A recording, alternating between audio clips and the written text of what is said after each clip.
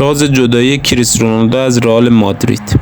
بعد از گذشت چندین سال، جورجیو کیلینی که توی یوونتوس با کریستیانو رونالدو همبازی بوده میگه که راز جدایی اون از رئال مادرید رو میدونه.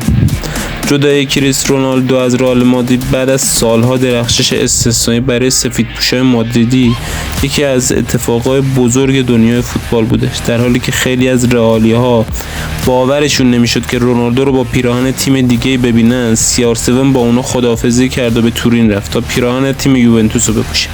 جورجیو کیلینی از ستاره یوونتوس از سال 2018 تا 2021 با کریستیانو بازی کرد. توی یک مصاحبه درباره اون روزا صحبت کرد و گفتش که علت اصلی جدایی رونالدو از رئال رو و پیوستنش به یووه رو میدونه. کیلین در این مورد صحبت میکنه و میگه اینکه من توی یوونتوسی کاپیتان بودم که کریستیانو توش بازی میکرد باعث افتخاره. من رونالدو رو واقعا تحسین میکنم.